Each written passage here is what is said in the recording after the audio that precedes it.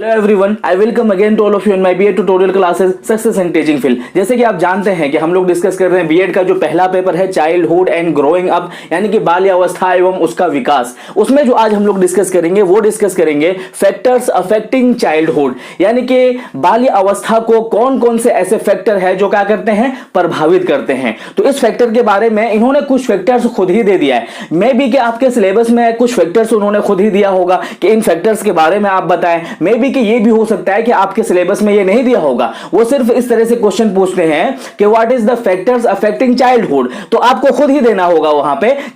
अभी बताऊंगा मैं क्या क्या देना होगा। दो प्रकार के हो सकते हैं, या तो वो ये कह सकते हैं कि फैक्टर्स बताइए जो चाइल्डहुड के जो एज है उसको अफेक्ट करते हैं, या तो वो कुछ फैक्टर्स खुद ही दे देंगे और ये कहेंगे कि ये किस किस तरीके से अफेक्ट करता है। मे बी कि ये हो सकता है।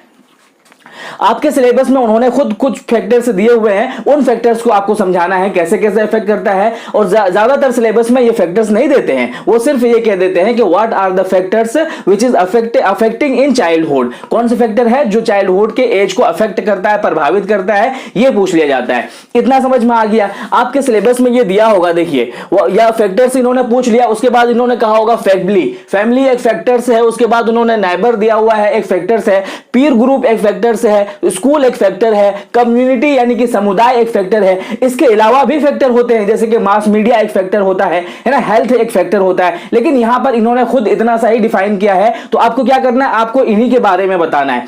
जिनके सिलेबस में ये चीज नहीं दिया है या फिर क्वेश्चन में जब ये पूछा जाएगा what are the factors affecting childhood, तो आपको ये सारे नाम बताना है जो मैंने आपकी बताया आपको, है ना। क्या क्या बताना है, फैमिली बताना है, स्कूल बताना है, पीर ग्रुप बताना है, कम्युनिटी बताना है, ये सब बताना है। ज्यादातर क्वेश्चन में ये जो फैक्टर्स है वो दिए नहीं होते हैं, यहां पर दे दिया है, ये दूसरी बात है। तो आपको जो क्वेश्चन पूछा जाएगा एग्जाम में वो ऐसे ही पूछा जाएगा, what are the factors affecting childhood, ऐसे पूछा जाएगा। तो आपको क्या बताना है कि फैक्टर्स क्या होते हैं, स्कूल होते हैं, फैमिली होता है, इस तरीके से बताना है, ठीक है। तो ये क्वेश्चन मैं इसलिए ज्यादा डिस्कस कर रहा हूं, इतना ज्यादा फोकस इसलिए कर रहा हूं कि मैं 110% आपको श्योर कर देता हूं कि ये क्वेश्चन पूछा जाएगा। ये पूछा जाता है कि what are the factors affecting childhood.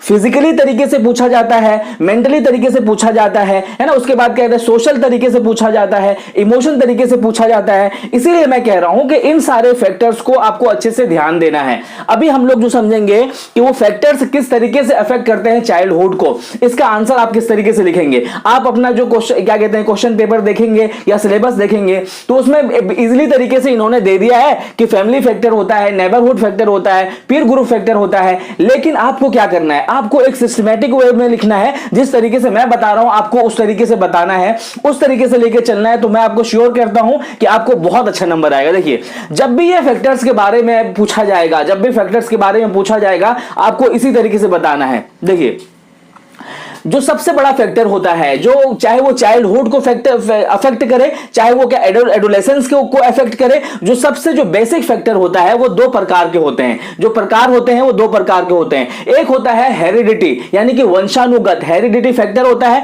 और दूसरा होता है आपका एनवायरनमेंट। क्या समझ में आया आपको? इसी तरीके से आप लिखेंगे कि फैक्टर्स कौन कौन से होते हैं। इन्होंने मे बी कि यहां पर बहुत सारे फैक्टर्स खुद गिना भी दिए हैं, लेकिन आपको शुरुआत इसी यहीं से करना है। शुरुआत कहां से करना है कि दो फैक्टर ऐसे होते हैं बेसिकली जो अफेक्ट करते हैं, ठीक है ना। वो कौन कौन से होते हैं? पहला होता है आपका हेरिडिटी, जिसे वंशानुगत बोलते हैं, और दूसरा होता है आपका एनवायरनमेंट। तो हेरिडिटी के अकॉर्डिंग कौन कौन से फैक्टर होते हैं जो बच्चों के क्या कहते हैं डेवलपमेंट को क्या करते हैं, प्रभावित करते हैं, अफेक्ट करते हैं।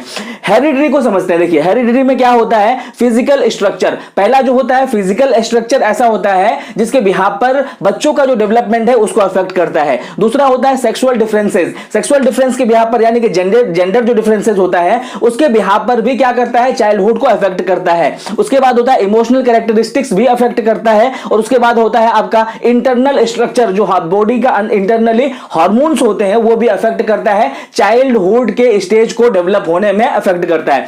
ये तो था आपका हेरिडिटी। अब जो ज्यादा डिस्कस होता है ना, ज्यादातर जो क्वेश्चन पूछा जाता है यहां पर कि what are the factors affecting childhood, तो ज्यादातर ये मतलब होता है, ये वाला जो पोर्शन होता है एनवायरनमेंट। एनवायरनमेंट के अकॉर्डिंग जो जो आते हैं, यानी कि वातावरण, एनवायरनमेंट मतलब वातावरण के अकॉर्डिंग जो जो फैक्टर्स आते हैं वो अफेक्ट जो किस तरीके से करते हैं उनको आपको लिखना है अच्छे तरीके से।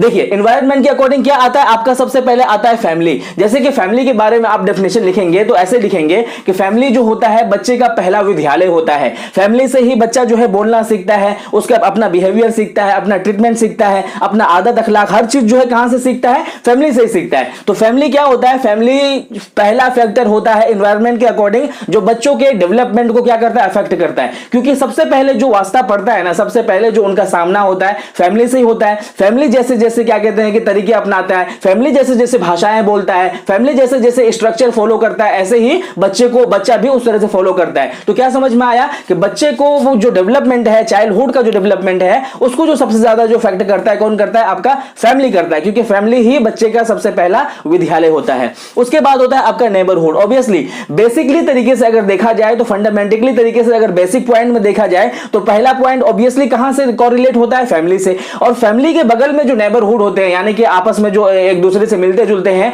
फैमिली के बाद दूसरा नंबर नेबरहुड का आता है। क्योंकि नेबरहुड ही तो होते हैं ना आपस में। सपोज दैट कि नेबरहुड के बच्चे भी आ रहे हैं खेलने के लिए, है ना, तो नेबरहुड के साथ में आप खेल भी रहे हो, तो पास पड़ोस के जो लोग हैं, जो बच्चे हैं, वो फैमिली के बाद में बहुत ज्यादा इफेक्ट करते हैं आपके चाइल्डहुड को डेवलपमेंट में। उसके बाद होता है आपका पीर ग्रुप। आपको पता होगा कि बच्चे जब चाइल्डहुड के एज में आते हैं ना, तो बच्चा क्या करता है चाइल्डहुड एज में, सबसे ज्यादा अपने पीर ग्रुप पर निर्भर रहता है। फैमिली से ज्यादा, अपने पेरेंट्स से ज्यादा क्या करता है, बिलीव करता है वो पीर ग्रुप पर। और यही वजह है कि इस एज को क्या कहा जाता है, साथी संगत का एज कहा जाता है। साथी संगत का एज कहा जाता है क्योंकि इस एज में वो दोस्तों को बहुत ज्यादा प्रेफर करता है। दोस्ती करना, ग्रुप बनाना, है ना, कम्युनिटी बनाना, ये बहुत ज्यादा होने लगता है। तो ये यही वजह है कि क्योंकि इस एज में जो है, अगर अर्ली चाइल्डहुड की बात करें तो इस एज में बच्चा स्कूल जाने लग जाता है। स्कूल जाने के बिहाफ पर उसका सोशलाइजेशन जो होता है वो बहुत डेवलप होने लगता है। क्योंकि वहां पर तरह तरह के बच्चों से मिल रहा है, तरह तरह के जो है माइंड डाइवर्ट हो रहा है। तो ऐसी चीजें जब वहां पर मिलता है ना, तो पीर ग्रुप का चाइल्डहुड के डेवलपमेंट में बहुत बड़ा फैक्टर होता है, यानी कि साथी संगत का बहुत बड़ा फैक्टर होता है। उसके बाद होता है आपका स्कूल। ऑब्वियसली स्कूल एक ऐसी संस्था है जहां पर आप जो है हर तरह की चीजों को सीखते हो। जैसे कि आपकी लैंग्वेज लिंग्विस्टिक हो गई, जैसे कि भाषा हो गया, जैसे कि आपका फिजिकल स्ट्रक्चर है, जैसे कि आपको बोलने का तरीका है।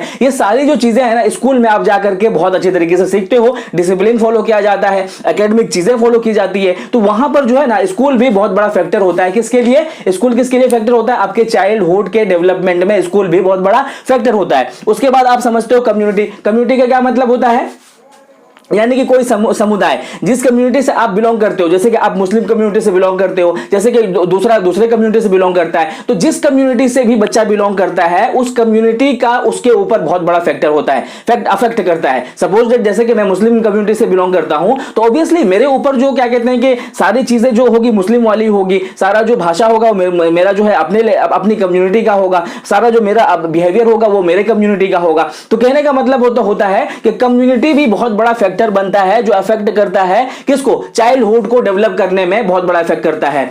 यहां पर तो आपको इतना सा पॉइंट दिया हुआ है, इसके अलावा भी होता है। अगर पॉइंट दिया है तो आप उसको इसी तरह से एक्सप्लेन कर देंगे, लेकिन इसके अलावा भी बहुत सारे फैक्टर होते हैं। जैसे कि मास मीडिया एक फैक्टर होता है ना, मास मीडिया भी एक बहुत बड़ा फैक्टर होता है। यहां पर टीचर नहीं दिया हुआ है, टीचर भी बहुत बड़ा फैक्टर होता है ना, टीचर भी बहुत बड़ा फैक्टर होता है। तो इस तरीके से आप इस क्वेश्चन को बहुत इजीली तरीके से, बहुत इफेक्टिव तरीके से आप लिख सकते हो अगर आप इस तरीके से लिखोगे। तो आई होप कि आपको ये समझ में आया होगा। मैं यहां पर बहुत ज्यादा ब्रीफली नहीं बता रहा हूं, इसलिए कि ये जितने भी फैक्टर्स है ना, ये सारे फैक्टर्स मैंने आपको कहां बता दिए हैं, चाइल्डहुड के स्टेजेस में आपको बता दिए हैं बहुत ब्रीफली तरीके से। चाइल्डहुड के जो स्टेजेस होते हैं आपके, फिजिकल डेवलपमेंट जो होता है आपका, सोशल डेवलपमेंट जो होता है आपका, इमोशन डेवलपमेंट जो होता है आपका, मोरल डेवलपमेंट जो होता है आपका, इन सारे स्टेजेस में ये सारे फैक्टर्स अप्लाई होते हैं। यहां पर तो एक बेसिकली पूछा गया है ना कि चाइल्डहुड में कौन कौन से फैक्टर अफेक्ट करेंगे, वहां पर हर स्टेज में मैंने बता दिया है, एक एक स्टेज में वही सारे फैक्टर्स यहां भी अप्लाई होते हैं।